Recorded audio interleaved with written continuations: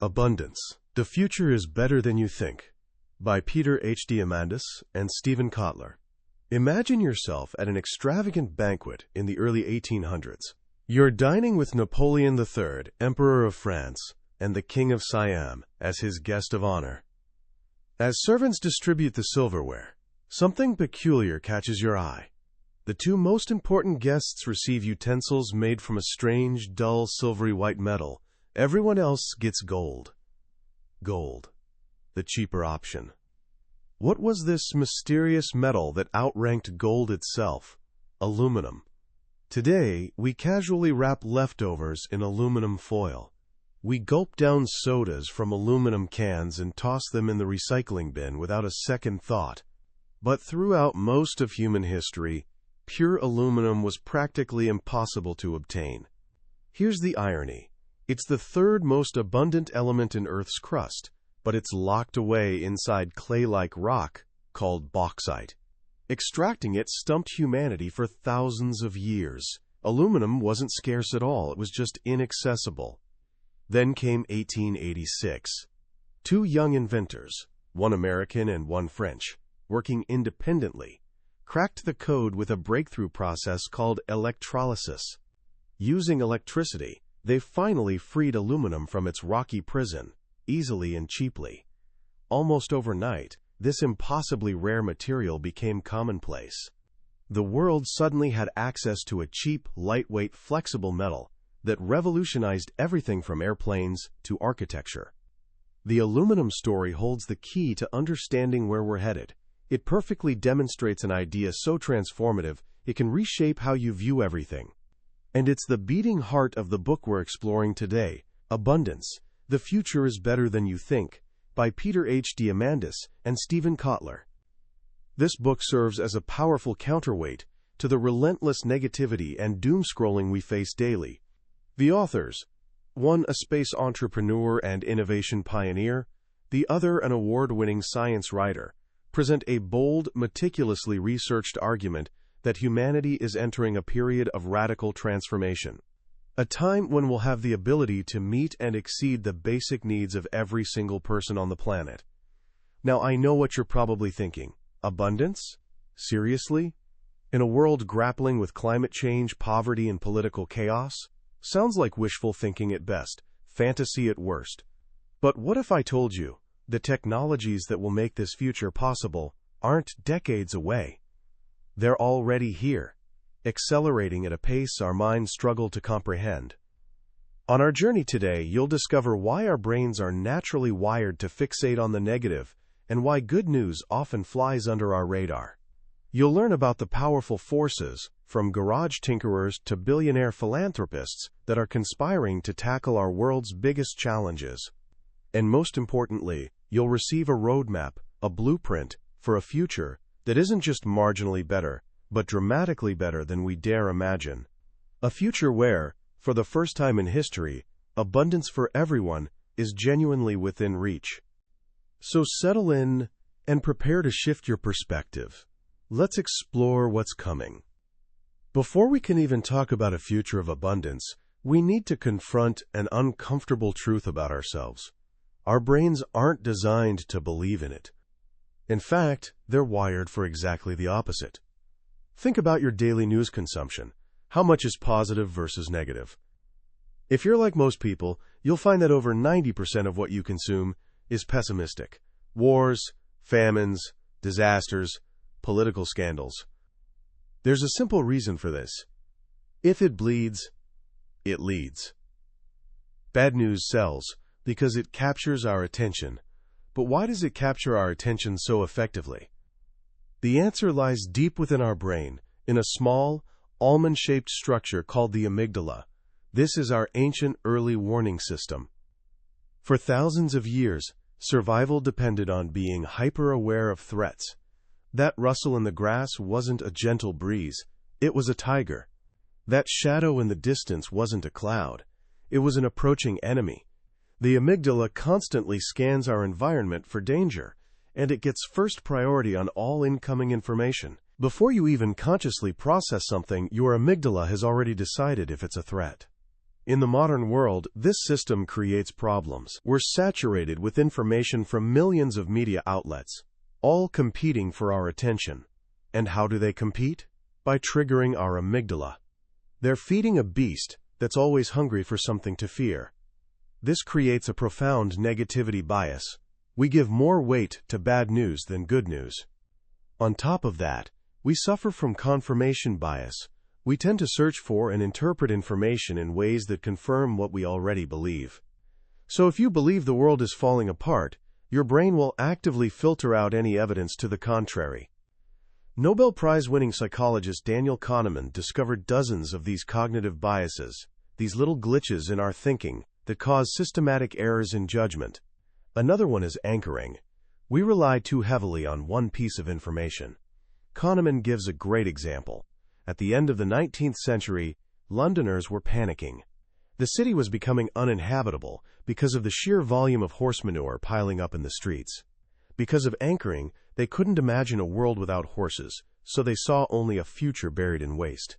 They had no idea the automobile was just around the corner, ready to solve one problem and, of course, create entirely new ones. Our brains evolved for a world that was local and linear. For our ancestors, almost everything that mattered happened within a day's walk. And change happened very, very slowly.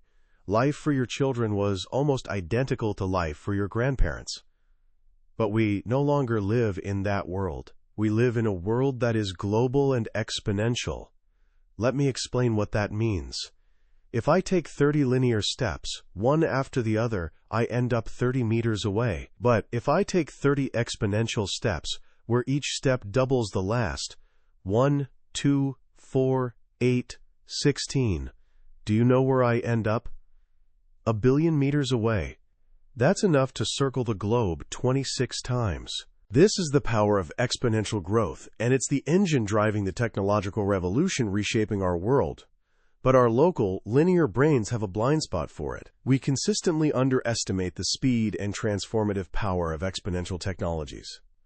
We see a new technology introduced and get excited, but when it doesn't immediately change the world, we get disappointed and dismiss it. We completely miss the fact that it's quietly doubling in power and halving in price, year after year, until it suddenly explodes onto the scene and transforms everything. So our psychology works against us. Our brains are wired for bad news, we're blind to exponential progress, and the media feeds our fear. No wonder so many of us feel like the hole we're in is too deep to climb out of. But here's the most surprising part. What if there isn't much of a hole to begin with? Science writer Matt Ridley has spent decades challenging this pervasive pessimism by examining hard data, and what he found is startling. By almost every available metric, the quality of life for the average human has improved more in the past century than ever before. We're living longer, wealthier, healthier, and safer lives. Ridley offers a beautiful way to measure prosperity: saved time. Think about what it takes to get 1 hour of light to read by. Today, if you're earning an average wage, it costs you less than half a second of work. In the 1880s, using a kerosene lamp, it would have cost you 15 minutes of work. A tallow candle in the 1800s, over 6 hours of work. And in ancient Babylon, a sesame oil lamp would have cost you more than 50 hours of work for that same single hour of light. That's a 350,000-fold increase in our quality of life, just measured in light. We see this everywhere. Poverty has been reduced more in the last 50 years than in the previous 500. The gap between rich and poor, which we hear so much about, is also closing. Hans Rosling, a brilliant statistician, created incredible animations of UN data showing the world converging. Over the last 200 years, the huge historical gap between the West and the rest has been steadily shrinking. We're becoming an entirely new converging world. As Rosling puts it, it's fully possible that everyone can make it to the healthy, wealthy corner. So if things are so much better than we think, and our psychology is what's holding us back, what's driving all this progress, it brings us back to the aluminum story. The core thesis of abundance is that technology is a resource-liberating mechanism. It can make the once scarce now abundant. Think about energy. We talk about an energy crisis, but the truth is, our planet is bathed in it. There's over 5,000 times more solar energy hitting Earth's surface every year than our entire species consumes. Like aluminum, energy isn't scarce. It's just inaccessible.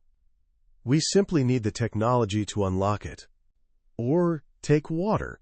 97% of Earth's water is salt water. For most of history, that was useless to us. But what if a new technology could desalinate even a tiny fraction of our oceans as easily as electrolysis liberated aluminum? How thirsty would we be then? This isn't a far-off dream. It's happening right now, driven by the explosive power of exponential technologies. Inventor and futurist Ray Kurzweil has been tracking these trends for decades. He famously identified what we now call Moore's Law, which states that the power of computer chips doubles roughly every 18 to 24 months for the same cost. This law has held true for over 50 years. Think about what that means.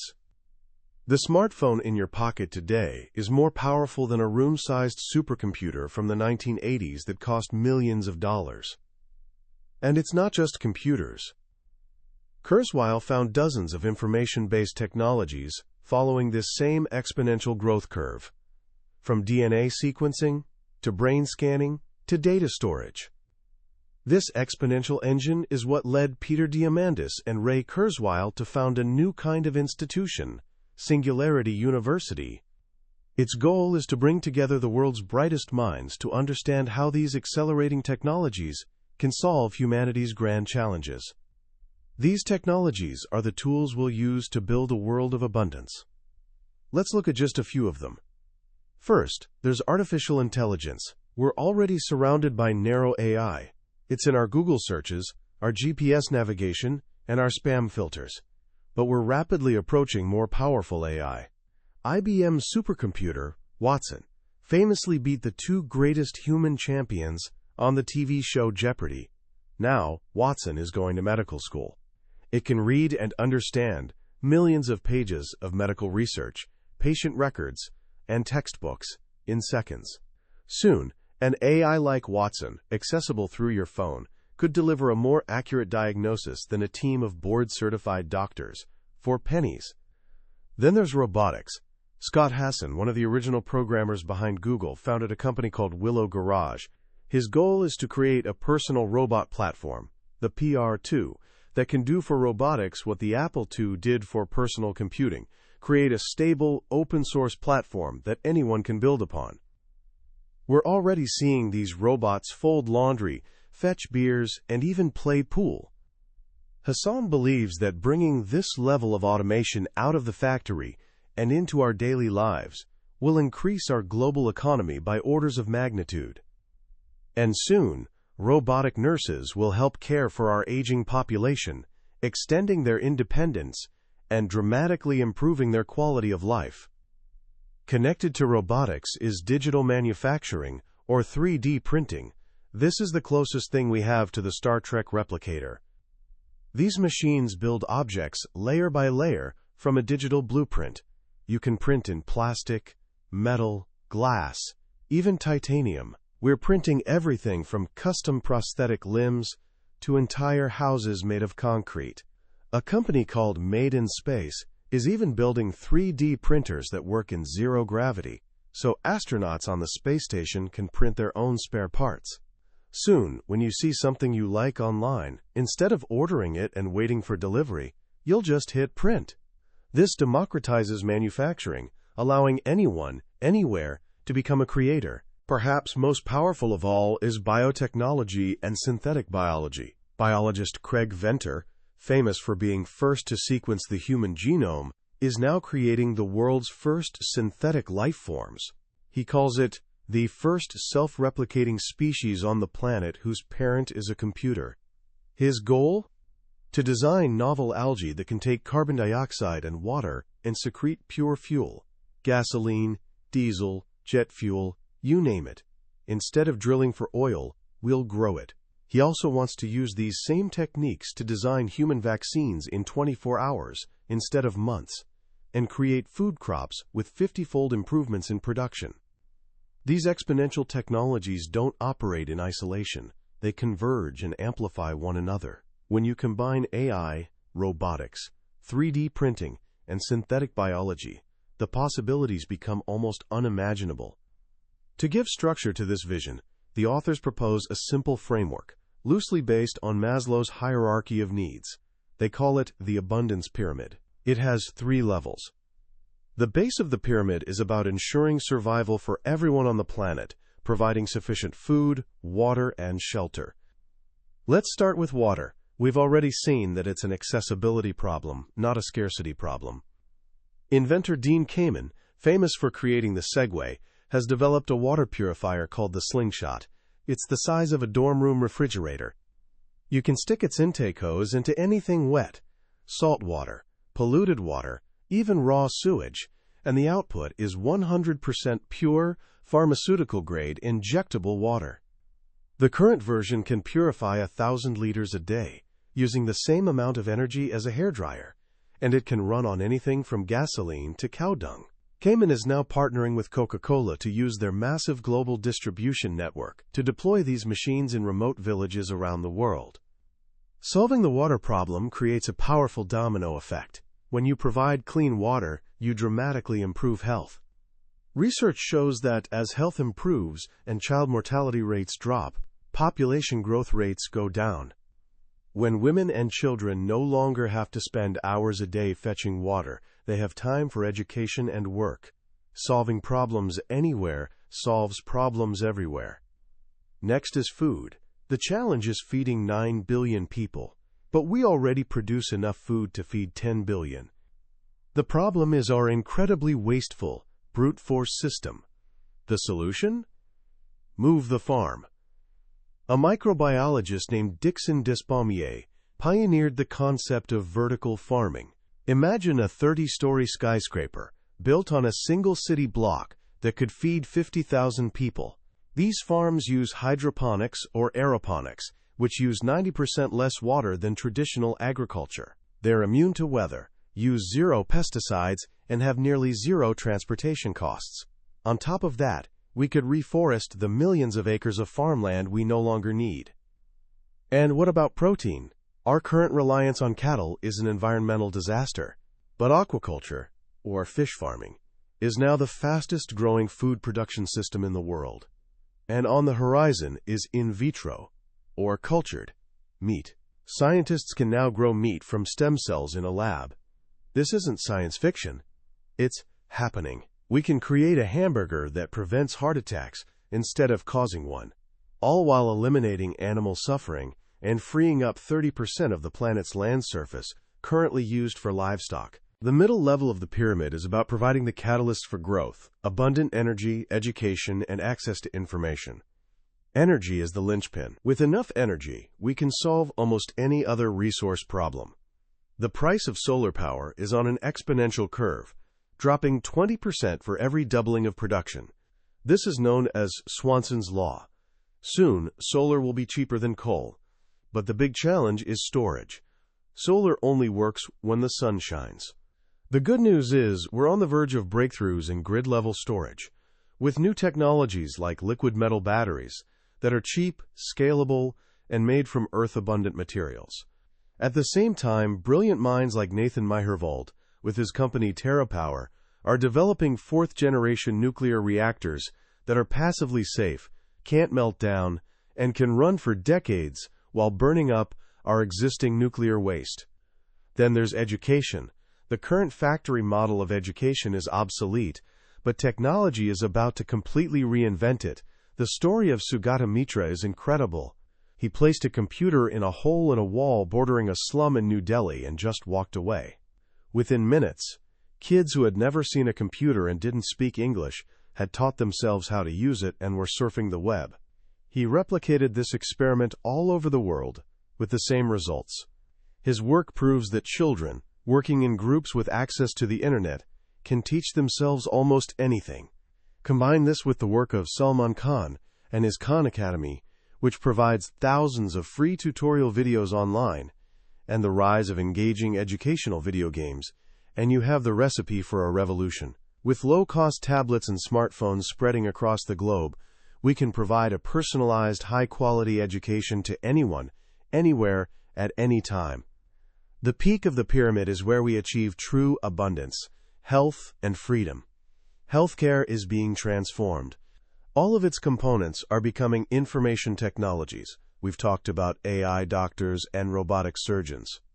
But we're also seeing the rise of zero-cost diagnostics. Scientists are creating paper-based tests that can diagnose dozens of diseases from a single drop of blood or urine, for pennies. We're also on the verge of mastering regenerative medicine. Using stem cells and 3D bioprinters, scientists like Anthony Atala are literally printing human organs, bladders, heart valves, and soon, kidneys. This is the dawn of P4 medicine: predictive, personalized, preventative, and participatory. We'll move from treating sickness to maintaining wellness. Finally, there's freedom. All of these technologies are fundamentally empowering. They give individuals power that was once reserved for governments and large corporations. Jared Cohen, who now runs Google Ideas, tells the story of Oscar Morales in Colombia. In 2008, frustrated with the terrorist group FARC, Morales created a Facebook group called A Million Voices Against FARC. In 1 month, he mobilized 12 million people to protest in cities around the world, a movement that helped break the back of the insurgency. This is the power of one person with a connection to the world. The free flow of information is a powerful force for transparency, human rights, and political liberty. But exponential technologies aren't enough on their own. The book argues that there are 3 other massive forces conspiring to create this abundant future. The first is the DIY innovator, the do-it-yourselfer. This is the legacy of the Whole Earth Catalog and the Homebrew Computer Club that gave birth to Apple. Small, passionate groups of innovators can now do what only massive organizations could do before. Burt Rutan, a maverick aerospace designer, built and flew the first private spaceship, Spaceship One, for a fraction of what a similar government program would cost. Chris Anderson, the editor of Wired magazine, started an online community called DIY Drones and built an autonomous aircraft with 90% of the functionality of a $35,000 military drone for just $300. We even have DIY biohackers, high school students creating new life forms in their garages. The second force is the techno-philanthropist.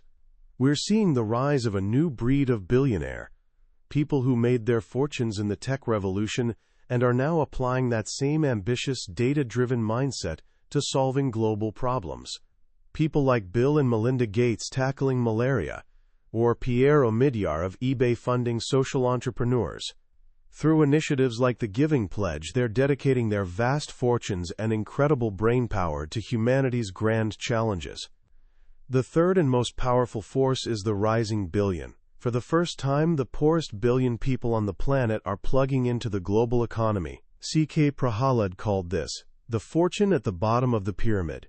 Empowered by mobile phones, they're becoming a massive new market force. But more than that, they're becoming a massive source of new ideas, new talent, and new solutions. For all of human history, their minds have been a resource we couldn't access. Now, 3 billion new minds are about to join the global conversation. The potential of this influx of intellect is immeasurable. Of course, this journey isn't without risks. The same technologies that can create abundance can also be used for destruction. Bioterrorism, cybercrime, job displacement from AI and robotics, these are real and serious dangers. The book doesn't ignore them, but it argues that the answer isn't to abandon technology, as some suggest. That's impossible. Science is like a stream of water. It will always find a way. The answer is to steer it, to accelerate the good, and to build up our defenses against the bad. How do we steer faster? One of the most powerful tools we have is the incentive prize. The story of the $25,000 Orteig Prize, which inspired Charles Lindbergh to make the first solo flight across the Atlantic in 1927, shows the incredible leverage a prize can create.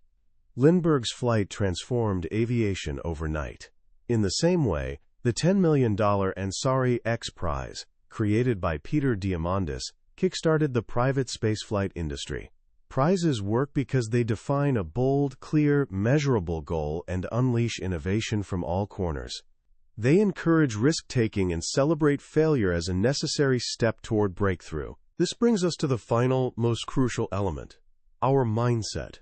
To build a world of abundance, we have to believe it's possible. We have to be, as the famous Apple ad said, the crazy ones, the misfits, the rebels, the ones who are crazy enough to think they can change the world, because they're the ones who do. This book is a powerful call to action. It gives us a vision, not of a perfect utopia, but of a world where we have the tools to solve our grandest challenges. The path forward isn't about slicing our pie into smaller and smaller pieces. It's about figuring out how to bake more pies. The future isn't set. It's ours to create. And for the first time in history, the power to create it is in all of our hands. As we come to the end of our exploration of abundance, it's worth taking a moment to let the sheer scale of this vision sink in. It's a book that doesn't just present a few optimistic ideas. It fundamentally challenges the narrative of decline and scarcity that so often defines our modern world. It gives us a new lens through which to view the future. The most powerful lesson, for me, is the simple but profound idea that our perspective shapes our reality. The book makes a compelling case that we're surrounded by evidence of extraordinary progress, yet our brains, shaped by an ancient need to survive, are Velcro for bad news and Teflon for good news. Diamandis and Kotler aren't asking us to be blind optimists. They're asking us to be data-driven optimists. They're asking us to look at the exponential curves, to see the trend lines, and to recognize that the tools we have today are unlike anything humanity has ever possessed before. This shift in perspective isn't just an intellectual exercise, it's a call to action. When you believe that problems are solvable, you start looking for solutions. When you see the world as a place of possibility, you become a creator of possibilities. The book's greatest gift is that it empowers us. It takes the responsibility for building a better future out of the exclusive hands of governments and giant corporations and places it squarely in ours. The DIY innovator, the social entrepreneur, the young student with a laptop in a remote village, these are the new architects of tomorrow. So what can you do with this knowledge, starting today? How can you begin to apply these lessons in your own life? First, I would challenge you to consciously change your information diet. For every negative news story you consume, actively seek out 2 stories of progress, innovation or breakthrough. Follow the work of the entrepreneurs, scientists, and philanthropists mentioned in this book. You'll begin to train your brain to see the other side of the story, to recognize the upward trends that are often drowned out by the noise of daily crises. This isn't about ignoring problems. It's about balancing your perspective so you can approach those problems with hope instead of despair. Second, embrace the power of small groups. Margaret Mead was right. Never doubt that a small group of thoughtful, committed citizens can change the world. Indeed, it is the only thing that ever has. You don't need to solve world hunger by next Tuesday. Start smaller. Find one of the grand challenges that resonates with you: water, energy, education, and start a conversation with your friends. What's one tiny, local problem related to that challenge that you could tackle together? The lesson of the DIY innovators is that you have more power than you think. Finally, get comfortable with experimentation and failure. The road to breakthrough is paved with ideas that didn't work. Thomas Edison famously said, "I have not failed. I've just found 10,000 ways that won't work." Pick a small project, something you've always wanted to learn or build. It doesn't matter if it's perfect. The goal is to experience the process of creation, to learn from your mistakes, and to build what the book calls your fearlessness muscle. Innovation isn't just for geniuses in labs. It's a mindset we can all cultivate. That was a summary of Abundance, The Future is Better Than You Think, by Peter H. Diamandis and Stephen Kotler. We've walked through the book's core arguments today, but I'll be honest with you. A summary can only ever be a map. The real treasure is found when you make the journey yourself. The true power of this book lies in the quiet moments of reading, when a particular story or a single powerful idea connects with your own experiences and sparks something new within you. This summary is your guide to decide if this journey is for you. If anything we've talked about today has lit a fire in your mind, then I encourage you to grab a copy. Reading it isn't just about learning facts. It's an experience that can genuinely change the way you see the world and your own potential to shape it. A link to the book is in the description. Also, if you found this summary valuable, I would be so grateful if you would hit that like button and subscribe to the channel. That way, you won't miss our next deep dive into another life-changing book on the billionaire's bookshelf. Let's keep learning and growing together.